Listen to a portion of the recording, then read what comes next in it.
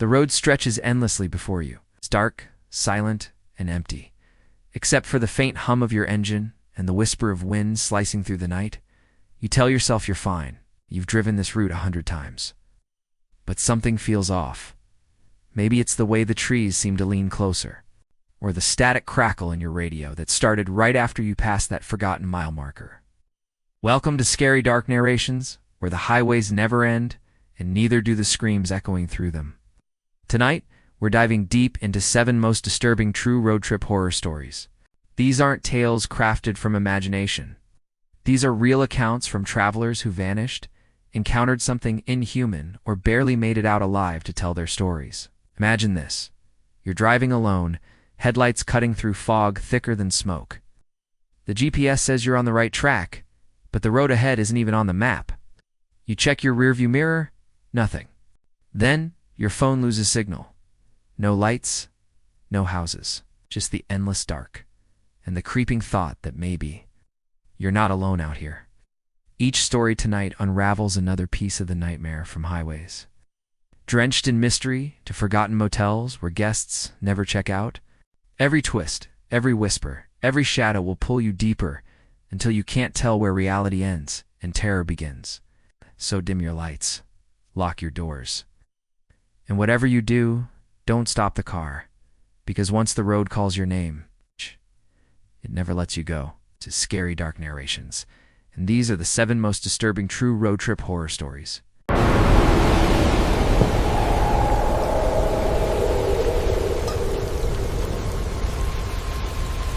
The first time I felt something was wrong, it wasn't when that driver offered us a ride, it was earlier. The air outside the Greyhound station in Atlanta felt thick, like it was holding its breath. Even the streetlights buzzed low and uneasy, casting halos of pale orange that barely cut through the humid dark.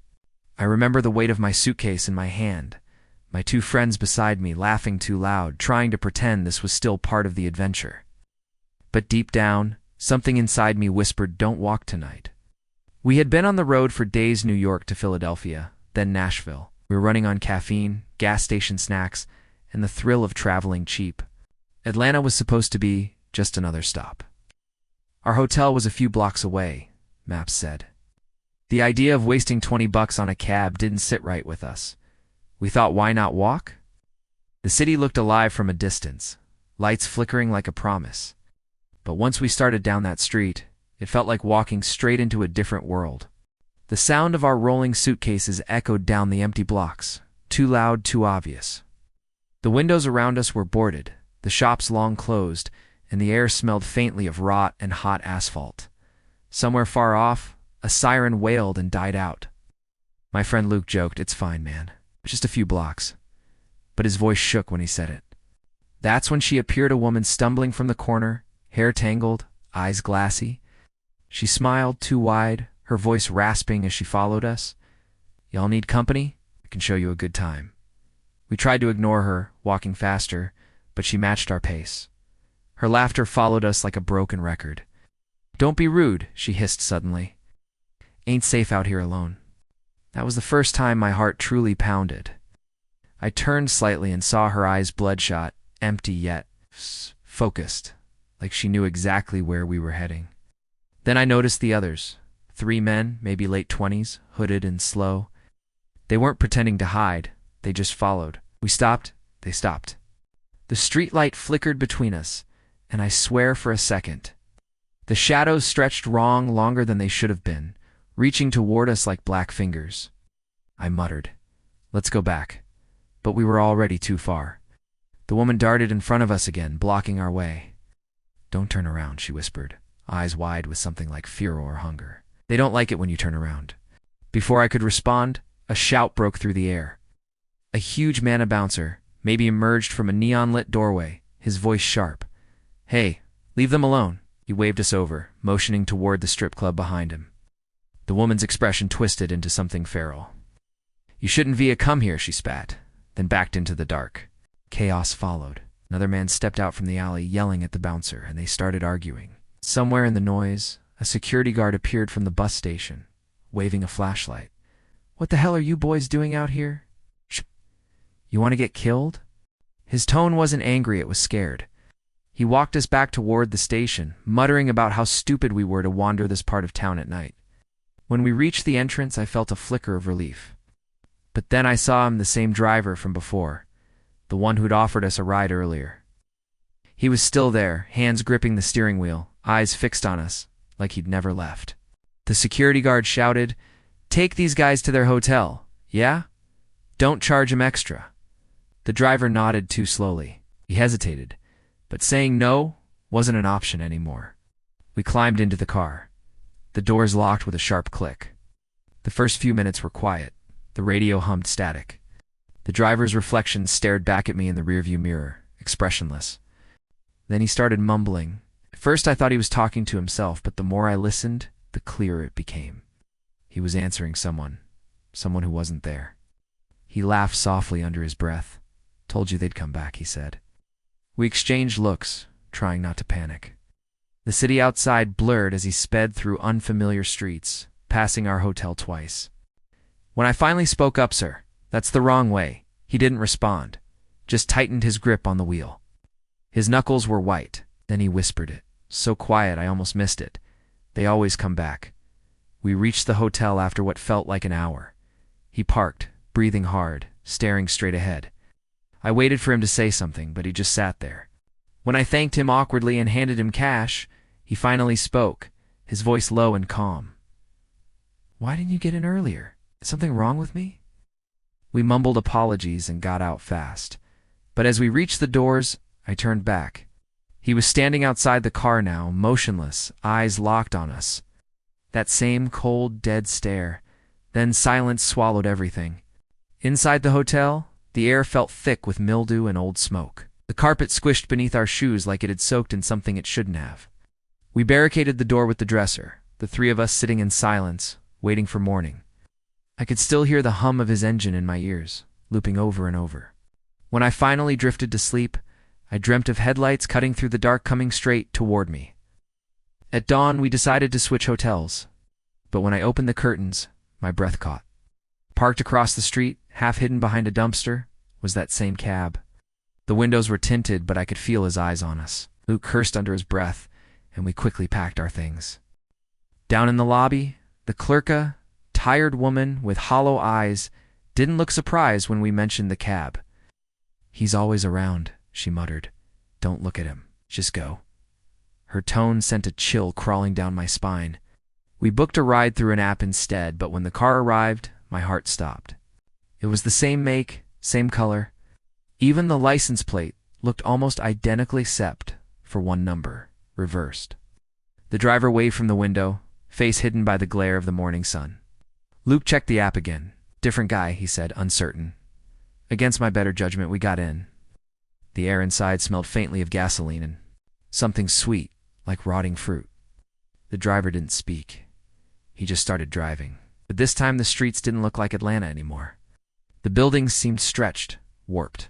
Street signs twisted into symbols I didn't recognize. My phone's GPS flickered, showing us in places that didn't exist. Then the driver spoke, his voice too familiar. "Didn't think you'd come back," he said softly. I froze. That voice, it was him, the same voice from last night. Luke shouted, "Stop the car! Stop the car!" smiling through the rearview mirror. His eyes were darker now, almost hollow. "I took the long way," he said. "Always do." We reached an intersection, and I swear the world around us began to bend. The lights flickered like dying stars. The road stretched endlessly in both directions. No cars, no people. Just the faint hum of the engine and the sound of distant whispering. My reflection in the window twitched a moment late, then smiled when I didn't. Panic surged. I grabbed the handle locked again. I slammed it. Nothing. The driver kept whispering to himself, faster now, answering voices I couldn't hear. Almost there. They're waiting. And then the car stopped. The road had vanished. Outside was fog. Thick, gray, endless fog swallowing everything. No city, no sky. The engine cut off with a final gasp. He turned to us slowly, his face pale as wax. "You shouldn't have walked," he murmured. Luke lunged forward, slamming into him, trying to open the door. The car shook, alarms blaring, but no one came. I fumbled with my seatbelt, turned and the driver was gone, just gone. The seat was empty, keys still in the ignition. Burst out of the car somehow, running blind into the fog. Every direction looked the same. Somewhere behind us, the engine started again. Headlights glowed through the mist, inching closer. My chest tightened as the hum turned into a low, droning growl. Luke grabbed my arm, screaming, but the light swallowed him first. And then silence.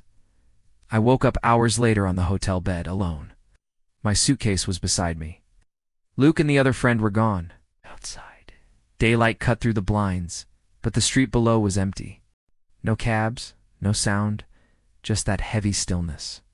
When I checked out, the clerk looked up and smiled faintly. "Long night?" she asked. I just nodded. "Don't worry," she said, almost whispering. "They always come back." As I stepped outside, the hum of an engine rolled through the air behind me. I didn't turn around. Would you dare return to this place?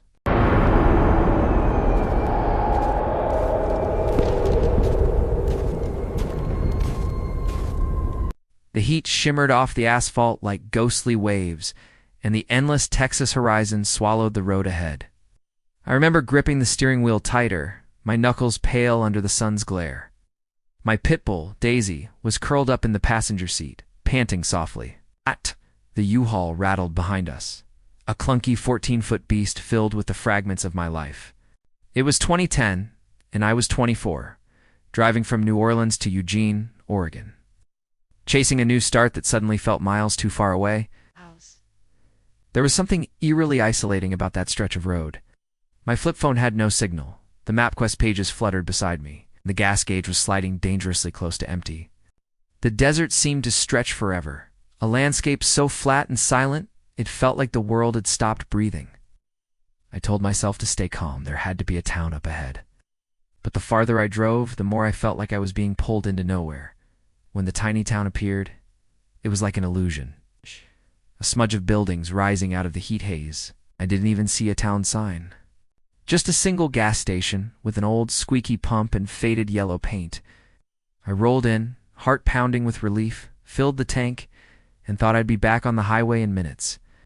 But as I pulled out, something felt wrong. The streets were too quiet. No cars, no people, not even the faint hum of a power line. I drove in circles, trying to retrace my route. The town couldn't have been more than a few blocks wide, yet every road looped back into itself. I could see the highway from certain corners, a silver line cutting through the desert, but somehow, every turn brought me back to the same intersection, the same gas station, the same faded diner with its closed sign forever stuck to the window. The sun was sinking now, casting long blood-orange shadows across the cracked pavement. My chest tightened as I parked in front of the gas station again. I told myself I'd go inside, ask someone for directions, and leave this weird little place behind. The door creaked open with a sound like a groan, and the air inside was stale, thick with the scent of dust, oil, and something faintly metallic. Behind the counter sat a man who didn't bother looking up when I walked in. His hair hung in greasy strands across his face, his fingers flipping lazily through an old magazine. Hey, I started, my voice thin. "I'm trying to find my way back to the highway." He finally looked at me, or rather, through me, with eyes that seemed too dull to be human. He muttered directions about a road that curved 17 miles out of town before meeting the highway again. 17 miles? I frowned. I didn't even drive that far to get here. He shrugged, the corners of his lips twitching not into a smile but something else. A knowing smirk. My stomach turned. I thanked him and left, but the moment I stepped outside, the air felt heavier, colder. It was like stepping into the eye of a storm. My hands trembled so badly I could barely fit the key into the ignition. I sat there, breathing fast, trying to shake off the feeling that his eyes were still on me. Inside the truck, Daisy began to whine, a soft, uneasy sound that made my skin crawl. I whispered, "It's okay, girl," but I didn't believe it myself. Something in that town was wrong. Deeply wrong. I was about to pull out when a rusty red pickup rolled into the lot. The truck looked like it had survived a war dents, faded paint, a cracked windshield. The man who stepped out was tall, broad, and carried himself with the weary ease of someone who worked with his hands. His flannel shirt was frayed at the cuffs, his beard streaked with gray, but his eyes, They were kind, human, lost. He asked, his voice steady, like it had seen storms before. I nodded quickly, desperate for help. He listened as I explained how I couldn't find the highway. Then he smiled, just a faint curve of the mouth. Ah, yeah, that happens. There's a turnoff just past the concrete tunnel, easy to miss. You can almost see the highway from there. My breath caught. Wait, it's that close. He chuckled. Maybe a quarter mile. I told him about the gas station guy's directions. How he said the route was 17 miles out. The man's smile disappeared. His expression went flat, eyes narrowing as he asked quietly, "He told you that road?" When I nodded, he stepped closer, lowering his voice. "You don't ever take that road." Then, silence swallowed everything. The air felt different now, heavier, charged. The man's eyes didn't tea-leave mine as he unfolded a faded paper map across his truck hood. His finger traced a thin line stretching away from the town into nothing but white space. "This," he said, tapping the end, "goes nowhere. 17 miles of dirt and dust. Then it just stops." I stared at him, not understanding. "Stops where?" "Dead end," he said. "Out in the desert. Folks that live past there, if you can call it living, they re not the kind of people you want finding you." He hesitated, his gaze drifting toward the gas station. "That guy in there?" "He lives out there." A chill rippled through me. Store's dusty windows reflected the fading sun like black mirrors. And for a moment, I could have sworn I saw movement behind them. Shadow, a face, watching. "I think he saw you pull in," the man continued quietly. "And I think he was hoping you'd take that road." Daisy growled softly, ears pinned back. My pulse thundered in my ears. "Why would anyone do that?" I whispered. He didn't answer right away. "Some folks in these parts. They don't take kindly to strangers. They get bored. They get mean. And they like to play tricks." He folded the map and handed it to me. "Get in your truck. Follow me to the tunnel. Don't stop for anything, no matter what you see." My throat went dry. I nodded, clutching the steering wheel so tight my palms ached. The red pickup rumbled ahead, taillights glowing faint in the dusk. As I followed, the town seemed to grow quieter, unnaturally so. Even the crickets had gone silent. Every building we passed looked older now, emptier, as if time was collapsing in on itself. Then we reached the tunnel. Short, concrete, half covered in graffiti. It's the kind of place you'd never notice unless you knew it was there. The man drove through first, disappearing into the shadows. I followed close behind. For a few seconds, everything went dark, the tunnel swallowing light and sound until it felt like driving through a throat. Halfway through, my radio crackled to life. A voice whispered through the static, low, slow, almost singing, "You shouldn't have left." I slammed my hand against the dial, but the sound only grew louder, distorting, until Daisy began barking wildly. Then, just as suddenly, silence. We burst out of the tunnel, and there it was, the highway, silver and endless under the dying sun. The man pulled over, waiting as I caught up. He leaned out his window. "Keep driving west," he said. "Don't look back." I opened my mouth to thank him, but he was already pulling away, his truck disappearing into the dust. Relief flooded me as I merged onto the highway. The nightmare was over. At least, that's what I told myself. But when I checked my rearview mirror, the reflection didn't make sense. Behind me, where the town should have been, there was nothing. Not even desert, just an empty horizon, fading into static gray, like it had never existed. That night, when I stopped at a motel 2 hours later, I tried to look up the town on my old laptop. But no matter how I phrased it, nothing came up. There's no records, no maps, no trace. It's the gas station, the diner, even the man in the red truck, gone like a dream I was never meant to remember. Sometimes when I drive alone at night, I think about that day, about how close I came to taking the wrong road. And I wonder if I had followed his directions, if I had driven those 17 miles, would anyone have ever found me? Last month, I passed through Texas again. I thought I'd imagined it all, but then I saw it.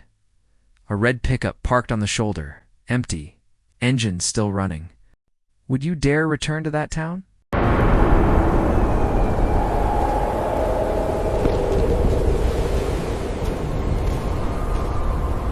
The sound of the ocean has always calmed me. But that night, it felt different, heavier, like the waves carried whispers I wasn't supposed to hear. I was 20 then, young enough to shrug off fear, but old enough to know when something was wrong. My best friend Ryan had invited me on a road trip with his family, a cross-border getaway ending with a concert. Days of driving, nights under stars, laughter echoing inside a cozy camper van. I didn't know that one of those nights would replay in my head for years, like a loop I couldn't escape. We stopped at a small campground just before the border, the kind of place where time seemed to slow. Rows of RVs, the smell of grilled food drifting on the breeze. Kids chasing each other near the sand dunes before disappearing into their campers. It was peaceful, too peaceful. The campground sat right next to the shoreline, the kind of beach where the moonlight painted silver paths across the water. I remember stepping out after dinner, everyone else already tucked inside, laughter fading into the soft hum of crickets. I just wanted air and quiet. As I walked down the narrow path toward the beach, I passed a small wooden shack, one of those worn storage sheds near the water.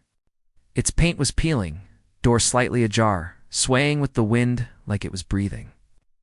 I barely noticed it at first, just marked it mentally so I wouldn't get lost later. The sand felt cold under my feet, the tide brushing my ankles like a greeting. For a while, everything was calm. The world shrunk to the rhythm of waves and the moon's pale glow. That's when I saw him, a man standing far down the beach.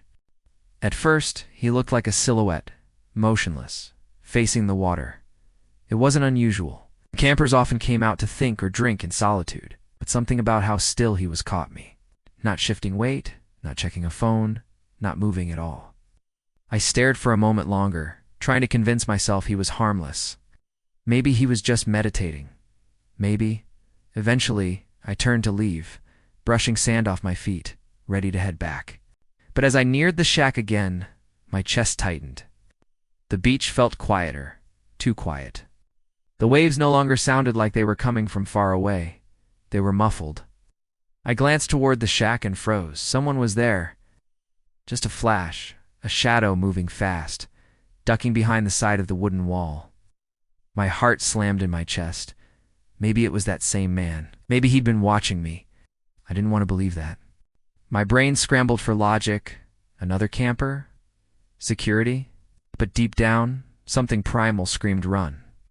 I pretended to stay calm, pulling out my phone, hitting call. My hands trembled so bad I almost dropped it. Called my friend Mason. He was probably awake, gaming or scrolling. "Hey man," I said loudly, voice shaky but firm. "Yeah, I see you. I'm walking back now. Meet me near the camper in 5, okay?" I made sure to project my words to sound like I wasn't alone. The silence behind that shack didn't move. I could feel eyes on me, though, like the air itself was watching. My bare feet pressed faster into the sand as I made my way up the path. I didn't dare look back. My breathing matched the rhythm of my footsteps, sharp, uneven. The moment I reached the camper, I slipped inside, locked the door, and exhaled like I'd been holding my breath for hours. Everyone was asleep. I crawled into my bunk, forcing my mind to slow. Maybe it was just a trick of the light. Maybe I'd overreacted. But as I lay there, I thought I heard something. Faint footsteps crunching outside, stopping near the camper window. Then silence swallowed everything. Morning light made everything feel harmless again. The beach sparkled, families laughed, and the night's fear felt like a dream that dissolved with the sun. I didn't tell Ryan or his parents. Why scare them over something that might have been nothing? Convinced myself it was fine, that the figure by the shack was just a late-night wanderer. We packed up and continued the trip, laughing, blasting music, pretending life was simple again. But simplicity doesn't erase what hides in memory. Months passed before I thought about that night again, until I sat in Ryan's living room a year later. We were reminiscing, scrolling through old photos from that road trip, when the beach story slipped out. I laughed lightly, saying, "Man, remember that campground? I swear someone was stalking me that night." My tone was joking, but Ryan didn't laugh. His smile faded, like someone had pulled the air out of the room. "What?" I asked. He hesitated, fingers drumming the table. "You never told me that," he said quietly. Then his eyes flicked toward the window, reflexively, like he expected to see someone standing there. Because My brother saw something that night too. A chill crawled down my back. He told me how his younger brother had woken up for water sometime past midnight. As he walked by the camper window, he saw a figure outside, a man standing just inches from the glass, staring in. When the man realized he'd been seen, he bolted into the dark. They thought it was a bad dream, until now. My mind replayed the sound I'd heard before sleeping, those soft footsteps. The pause near the window. My chest tightened as realization settled in. He had followed me. Whoever had been hiding behind that shack must have trailed me all the way back. I wasn't imagining the eyes I'd felt on me. I wasn't alone out there. Ryan rubbed his temples. We didn't tell my parents. Didn't want to freak them out, he muttered. But man, what if he'd tried to get in? The question hung heavy. I didn't answer, because I'd already been asking myself that same question for a year. That night replayed in my head for weeks after that conversation. The shack, the shadow, the silence. Every detail burned into my memory. I even tried searching online for reports near that campground. Missing persons, trespassers, anything. But there was nothing. It was like that man never existed. Still, sometimes I dream of that place, the moonlit sand, the wind slicing through the air, and always the same figure, standing too still, watching. I can never see his face, only the shape. And when I wake up, my curtains are always slightly open, no matter how tightly I close them before bed. Last summer, I drove past that same coastal highway again, on my way to a wedding. Out of curiosity, I slowed near the old exit, but the campground wasn't there anymore. The signs were gone, the land fenced off with rusting wire. Just dunes and weeds, stretching toward a gray, empty beach. But there near the shore stood something that made my hands go cold, an old shack. Same angle, same tilt. Its door still hanging loose. As I drove past, my headlights caught something in the doorway. A faint figure, just standing there, facing the water. And for a split second, I thought I saw it move. Would you dare walk that beach at night?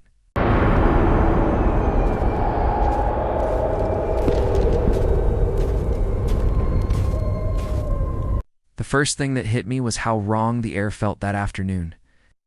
Warm, golden sunlight filtered through the trees, but something beneath it hummed off-key like the woods were holding their breath. My boyfriend and I were driving home from a weekend camping trip deep in the backcountry of British Columbia.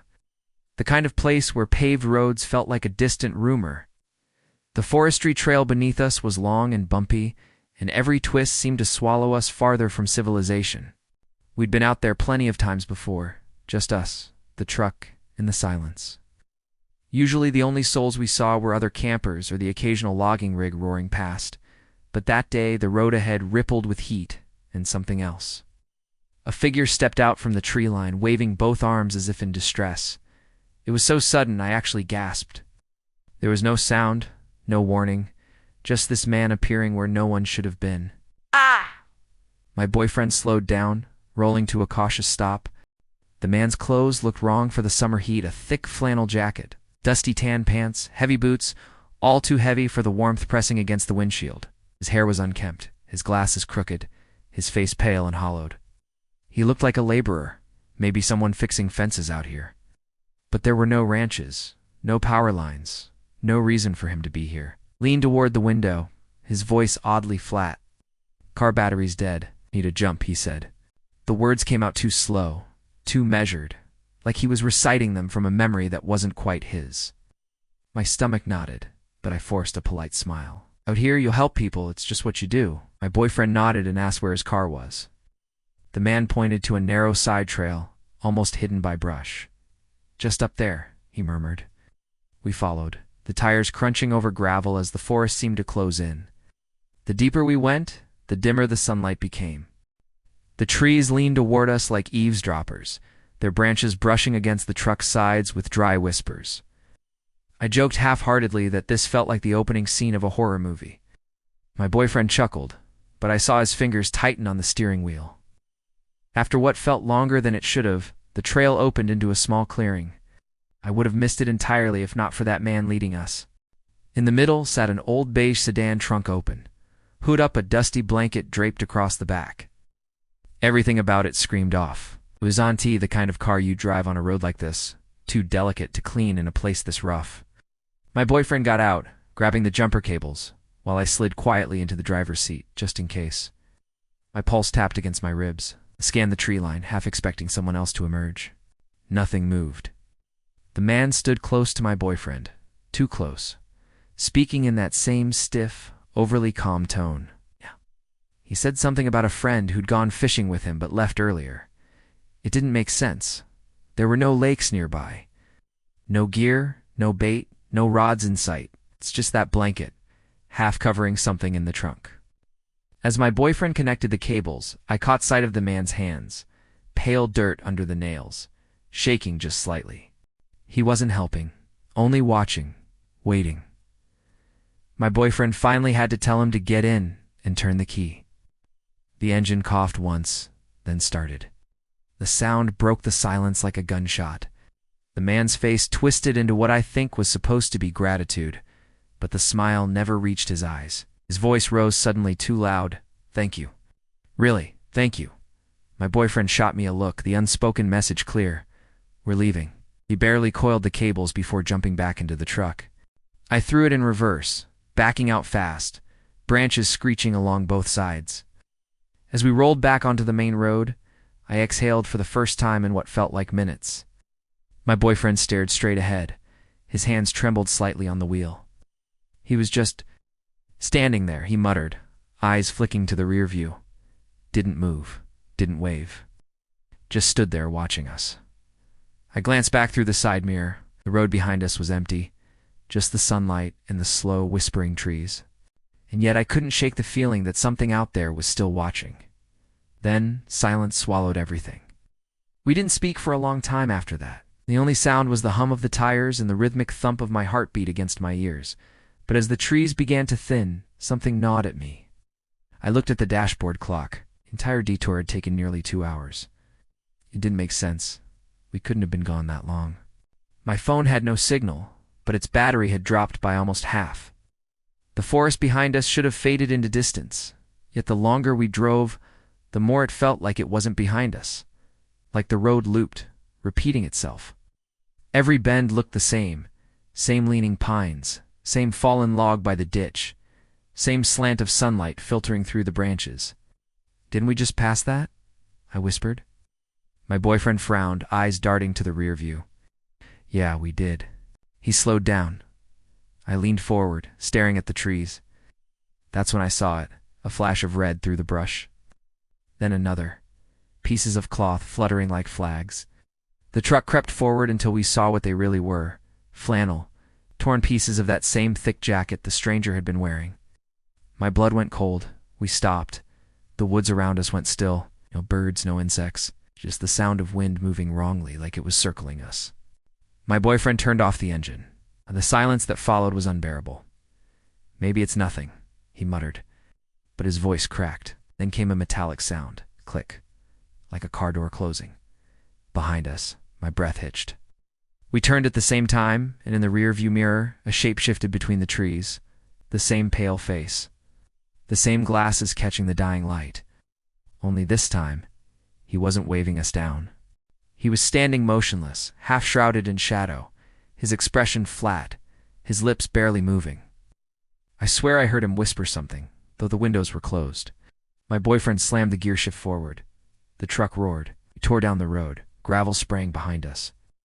The road blurred, twisting and winding, until we burst back onto the main highway, the sunlight replaced by gray twilight. I checked the clock again. Only 15 minutes had passed since we'd left that clearing. 15. My stomach turned. The math didn't add up, it couldn't add up. We didn't stop until we reached a gas station miles away. The lights there looked too bright, too human. My boyfriend walked inside to get water while I stayed in the truck. I checked the mirror again, just habit, and froze. There, faintly reflecting in the glass behind me, was the same dusty beige sedan. Parked across the lot, no one inside. The blanket was gone. I blinked, and it wasn't there anymore. Just empty asphalt. When my boyfriend returned, I didn't tell him. Not then. But later that night, as I unpacked at home, I noticed the jumper cables were missing. We'd left them behind in that clearing, yet somehow they were coiled neatly in the truck bed. Dusty, smelling faintly of pine and something metallic. I still don't know what we met out there. Maybe it was a man who needed help. Maybe it was something pretending to be one. But sometimes, when I drive through lonely roads and see the tree line ripple in the wind, I swear I catch a glimpse of him again, just far enough away to make me question it. Would you dare return to that place?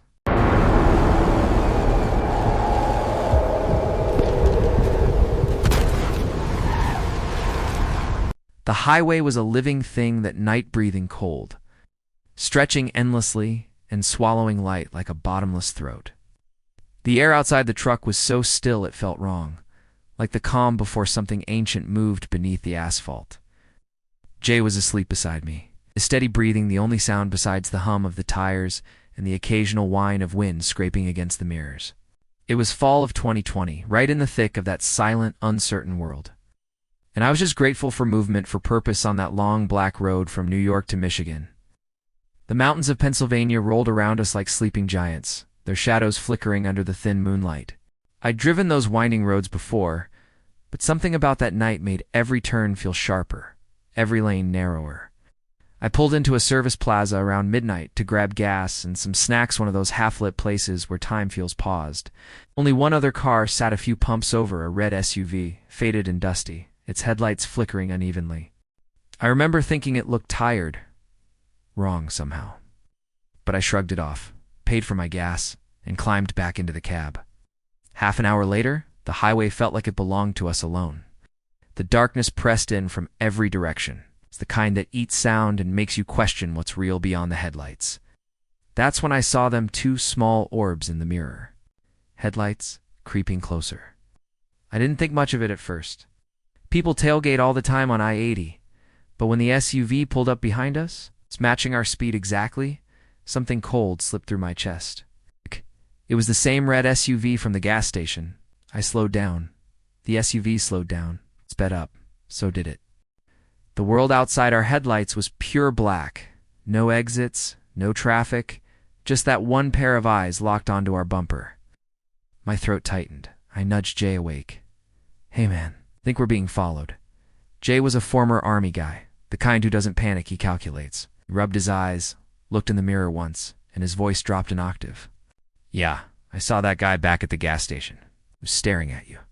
His words were calm, but his hand had already slipped beneath the seat, checking for the machete we kept for work. Switch lanes, he said. I drifted right. The SUV drifted right. Jay's jaw tightened. Okay, pull over. Let's see what he does. So I did. I rolled us slowly onto the shoulder, gravel crunching beneath the tires, and the red SUV stopped right behind us. Headlights glaring, engine humming low. I could feel the hair on my arms rise. That's when Jay muttered, "This guy's got a gun or something." His voice was too calm for comfort. Touch it. I floored the pedal. The F-150 roared, tires screaming against the asphalt. The SUV stayed close to close. Its headlights flickered again, just enough for me to see its outline. It didn't weave or swerve, didn't even try to overtake. It was just following. Jay rummaged through the cab, tossing aside tools until he grabbed the big handheld spotlight. "We need to see his face," he said. He climbed halfway into the back seat, shoved the rear window open, and aimed the beam at the SUV. When he switched it on, the light sliced through the night like a blade. But the windows were tinted black. But the beam just bounced back at us. "Try again," I said, swerving slightly to the right. Jay angled the beam, and for just a second, barely long enough to blink, we saw him. The driver leaned forward, almost pressed against the windshield. His face was pale, stretched too long with hollow eyes that didn't blink. His hair stood up in wild tufts like static had frozen him mid-scream. His mouth moved slightly, but there was no sound, just that unbroken stare. Jay cursed under his breath. What the hell is that, then? Silence swallowed everything. The hum of the tires vanished. Even the engine seemed too quiet. For a moment, it was just that hollow stretch of highway and those headlights breathing behind us. I could feel something in my chest shift, a sense that whatever was driving that SUV was entirely human. Jay gripped the machete tighter. "If he comes closer, I'll..." But before he could finish, the SUV's headlights blinked off. Just gone. Darkness swallowed the rearview mirror. I slowed, eyes darting between the mirrors and the road ahead. He turned off his lights, I whispered. Jay leaned forward, scanning the black void behind us. He's still there, he said quietly. I can feel it. And then boom. The sound of a car door slamming echoed faintly from somewhere behind. Jay swung the light through the rear window again, but all it caught was empty road and drifting mist. He's gone, Jay muttered. Or hiding. A few minutes later, we spotted a truck stop up ahead. Neon lights flickered like dying fireflies. Let's pull in, Jay said. See if he follows. My hands were slick with sweat as I turned off the highway. We rolled into the lot silent, deserted, except for a row of parked semis. For a heartbeat, it felt safe. Then, in the reflection of the side mirror, I saw them, again 2 faint headlights, pulling in behind a distant fuel pump. He's here, I said. Jay turned to look, but before he could react, every single light in the truck stop blinked off at once. Total blackout. I killed the engine. Don't move. The world outside was drenched in moonlight, silver and ghost pale. I could hear footsteps slow, deliberate crunching over gravel. They stopped right behind the truck. My pulse thundered. Jay raised the machete, whispering, "If he opens that door," but the sound came from the other side instead. Metal scraped across the window, like nails tracing the glass. A voice, low guttural, murmured something I couldn't understand. Then a faint tapping, rhythmic, like a knock from the other side of a dream. I flashed the headlights. The SUV was gone, vanished. Only tire tracks remained long, curving like something had circled us before disappearing back onto the highway. We didn't speak for the next hour. Jay just stared out the window, machete in hand, while I drove with both hands clenched tight around the wheel. But the silence wasn't empty. It was listening. Every few miles, I swore I saw flashes of red in the distance, just beyond the curve of the road.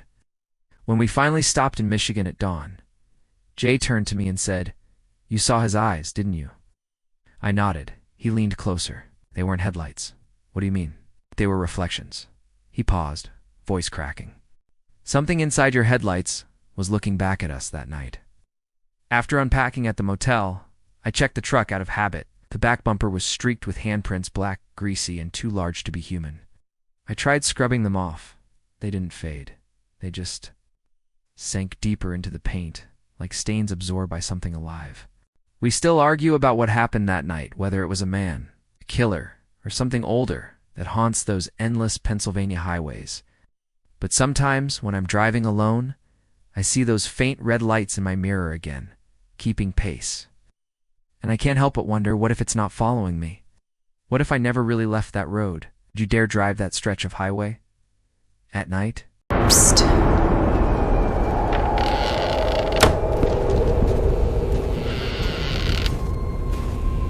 The headlights cut through the desert dusk, like 2 lonely eyes, trembling against the growing dark.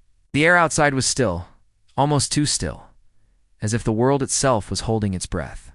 I remember gripping the steering wheel tighter than usual that night, the cracked leather warm under my palms. I'd made this drive dozens of times before, from Boulder back to my little rental house in northern New Mexico, but something about the air felt heavier, the silence more absolute. I'd stopped for gas in Alamosa, the last pulse of civilization before 90 miles of barren open road. The hum of the pumps, the faint buzz of a flickering sign, everything looked ordinary. Yet my stomach carried this quiet unease.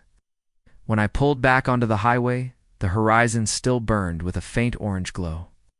And that S, when I noticed an old blue sedan easing out of the gas station just seconds after I did.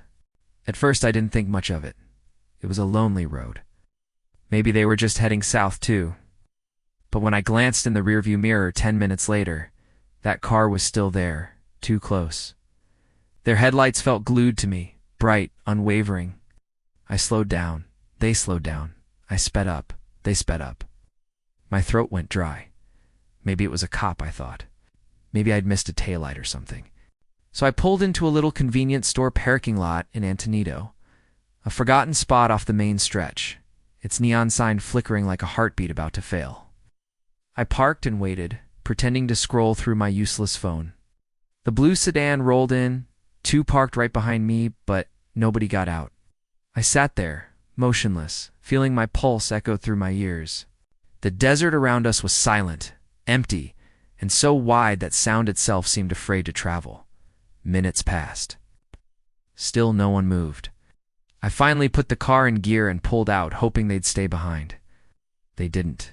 Those headlights reappeared in my mirror, like two eyes that refused to blink. By the time I hit the New Mexico border, the unease had turned into something primal. That stretch of land was known as the TA Mesa Locals, whispered about strange lights. People who disappeared, time that moved wrong out there. I used to laugh at those stories. But alone with the dark closing in and that car trailing me relentlessly, they didn't seem so funny anymore. My phone was practically useless out there, only working with Wi-Fi. It was truly cut off. No signal, no help. Just that growing sense that something was very, very wrong. The road ahead stretched into nothingness, black and endless, while behind me, those headlights remained perfectly steady. I must have missed the turn to my road in all that panic. My mind was racing, palms slick against the steering wheel. Then I remembered a small rest area off the highway, a lit one, sometimes with a few travelers parked. I thought, if I can just get there, maybe they'll keep driving. The rest area came into view like a tiny oasis, just a few lampposts humming under the night sky. I pulled in, trying to act casual, but my heartbeat was slamming against my ribs. The blue sedan slowed, and pulled in too. My mouth went dry again. Something inside me snapped. I was done feeling like prey. I got out of my car, my legs trembling slightly, but my voice ready to fight. The air smelled like dust and cold metal. I walked straight toward the sedan, my heart pounding so loud it drowned out everything else. The driver's window rolled down halfway, creaking as it did, and behind it sat an older woman, maybe mid-50s. Her face was pale in the dashboard light, her eyes wide, strangely empty, like she hadn't slept in years. "I thought you were my daughter," she said softly. Her voice was calm, too calm. I stared at her, confusion cutting through my fear. "Your daughter," I repeated. She nodded, smiling faintly, though the smile didn't reach her eyes. "You look just like her. I thought you were coming home." I wanted to believe her, I really did, but nothing made sense. My car had plates from a different state, covered in ridiculous bumper stickers. I didn't look like anyone's daughter, certainly not hers. Why hadn't she called? Why follow me for nearly 90 miles through desolation? I forced a laugh, cold and bitter. "You've got the wrong person, lady." Her eyes didn't move. "You shouldn't be out here alone," she whispered. "Not tonight." That was enough. I turned back to my car and drove off, my nerves shredded. I kept watching my mirror, waiting for her headlights to disappear. They didn't. Even as I turned onto the long dirt road toward my house, that blue sedan followed slow, steady, unrelenting. My knuckles were white on the wheel. There was no way out on that road except back the way we came. I slammed on the brakes, jumped out and shouted, "This isn't public property. You need to leave." She stopped her car and stepped out slowly. Her expression was wrong. The same faint smile, the same softness in her tone. "I'm sorry," she said. Her voice trembled like she wasn't talking to me at all, like she was talking through me. Then silence swallowed everything. The desert felt alive now, breathing around me in slow, shallow gusts. The night was too quiet, and I could hear every tiny sound, the ticking of my cooling engine, the whisper of sand against metal, the faint hum of her car still idling behind me. I climbed back into my seat, locked the doors, and floored it. The tires spat gravel into the dark, dust rising like a phantom cloud in my rear view. For a few seconds, it seemed like she'd stopped following. Then those headlights reappeared closer than before, almost brushing my bumper. I could feel her eyes on me, even through the glass in the dark. Every hair on my neck stood on end. Why won't she stop? The road ahead wound deeper into nowhere. No cell towers, no houses, just open desert stretching like a black sea. The idea of her following me all the way home made my stomach twist, but I was too close now to turn back. I just needed to make it to my driveway. When my house came into view, a small outline against the stars, almost cried from relief. The porch light was on. My boyfriend's truck was parked outside, safety finally, but as I pulled in, so did she. Her car rolled to a stop beside mine, and she stepped out again. This time she looked smaller, somehow fragile under the pale wash of headlights. "Can I stay here tonight?" she asked softly. "Just for a few hours. I'm too tired to drive." I didn't answer right away. My hands were shaking. Something about the way she stood there still, expressionless, made it feel like she wasn't really asking for help. It was like she already knew the answer. "No," I said sharply. "You need to leave. Right now." She tilted her head, eyes glinting with something unreadable. "You remind me so much of her," she murmured. "The way you talk, the way you drive." The way I drive? How could she possibly know that? Before I could respond, the front door creaked open behind me. My boyfriend stepped out, voice firm and confused. "What's going on out here?" The woman froze. Her smile vanished. Her eyes flicked toward him then. Without a word, she turned, hurried back to her car, and tore down the dirt road, her taillights vanishing into the black horizon. We stood there for a long moment, just listening to the wind. When it was finally gone, the silence felt heavier than before. Inside, I couldn't stop shaking. My boyfriend locked every door, but I knew locks meant nothing out here. That road ended at our property. She had nowhere else to go. Hours later, I thought I heard something, the crunch of gravel outside. I peeked through the blinds. Nothing. Only the faint shape of the mesa in the moonlight. I told myself it was my mind playing tricks. But just before dawn, I stepped outside for air. The desert was still. The sun had barely touched the horizon. That's when I saw it pressed into the dust at the edge of our driveway. 2 sets of footprints. Mine and smaller ones beside them, barefoot, leading back toward the highway. I stared at them for a long time, heart hammering. The woman had been alone, at least. I thought she was. That night still crawls inside my dreams. Sometimes I wake to the sound of tires on gravel, headlights flashing against the curtains. Sometimes I swear I hear her voice whispering through the desert wind. "You shouldn't be out here alone." And every now and then, when I drive past that stretch of highway, I see a faint blue glow in the distance, like headlights waiting, watching, patient as ever. Would you dare return to this place?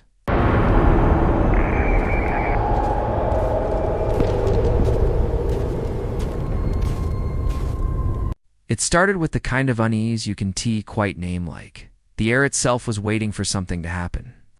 My friend and I had just left Columbus, Ohio after catching Matt Maltese live, and the city lights were fading behind us like a half-forgotten dream. It was April 4th, 2022. I remember that date because everything after it feels ... wrong. The drive back to Kentucky should have been simple, familiar, but that night, every mile felt heavier, quieter, like the world had dimmed around us. We hadn't eaten much since the concert, so when a dimly lit gas station appeared on the side of the road, we pulled in. The kind of place that looks like it's been there forever, fluorescent lights flickering, vending machines humming, a lone cashier scrolling on her phone. We grabbed chips and drinks, laughed about the concert, and tried to shake off that post-show fatigue. Everything felt normal enough until we got back in the car. The GPS had changed. I swear I hadn't touched it.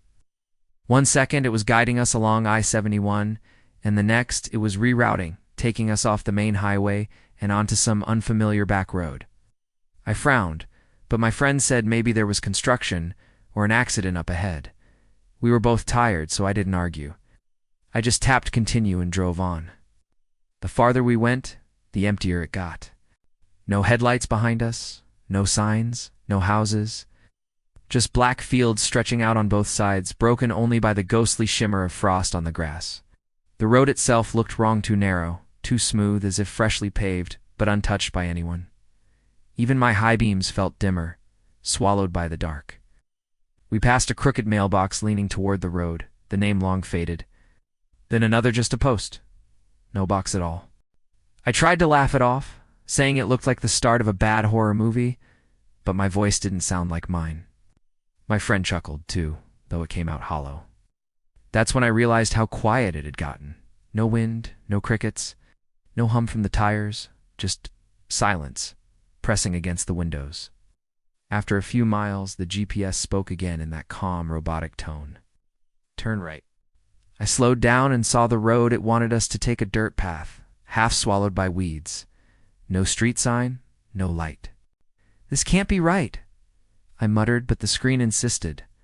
The little arrow blinked, urging us forward. Against my better judgment, I turned.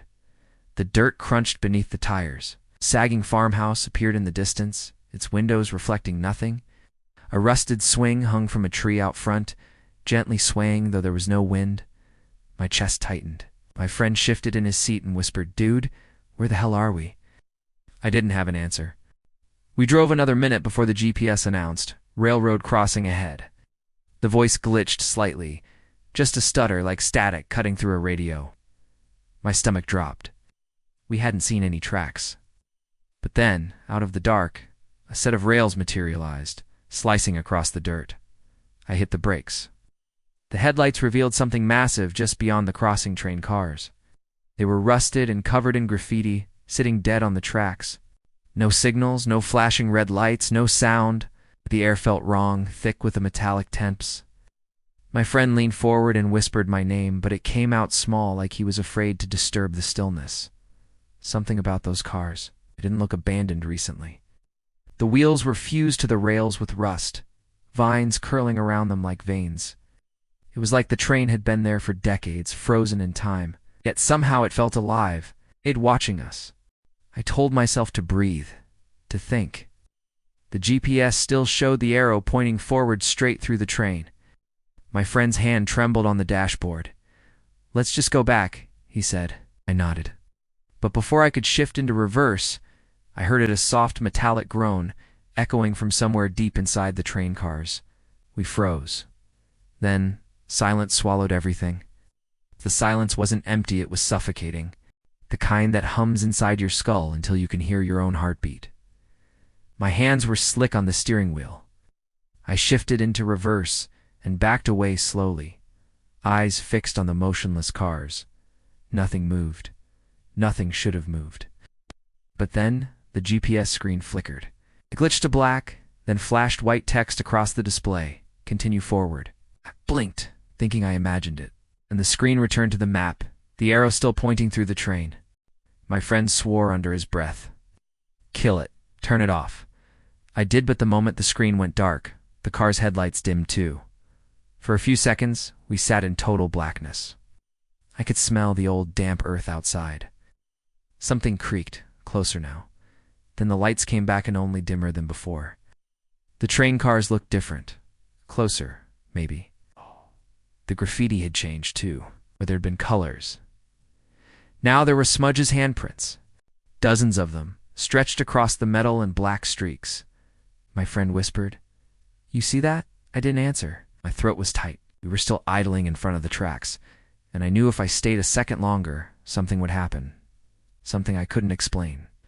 So I slammed the gear into reverse, spun the car around through the grass, and hit the gas. Gravel sprayed behind us as the tires fought for grip. I didn't look back, not once. My friend kept saying my name, louder each time, until finally he screamed it. I looked over. It was pale as paper, staring at the GPS. It was still off, but faintly glowing. And on that dead screen, the words had returned, faint but legible. "You can't go back." I floored it. The road seemed endless. The darkness around us pulsed like it was breathing. My ears popped, like we'd driven into a pressure vacuum. Then out of nowhere, the gas station lights appeared ahead. Same gas station, same broken sign, same empty parking lot. I pulled in, slammed the brakes, and killed the engine. For a long time, neither of us spoke. The only sound was our breathing. When I finally looked at the GPS again, it had rerouted back to the interstate. The weird back road, the dirt path, even the railroad was all gone. I tried to retrace the route, but every time I zoomed in, the screen froze. No roads, just a gray blur. We sat there until dawn, waiting for the sun to burn away whatever we'd driven through. But even when the light came, I couldn't shake the feeling that we'd never actually left that place. That part of us was still on that road. Weeks passed before I drove at night again. When I finally did, my GPS refused to connect. Every time I plugged it in, the same message appeared, searching for signal. Then one night months later, I got curious. I opened Google Maps on my phone just to see. There it was again. The faint trace of a road cutting through a field in rural Ohio. No name, no data, no images. Just a pin, labeled Ghost Crossing. I stared at it for a long time. My pulse quickened. Then without me touching a thing, the blue route line appeared.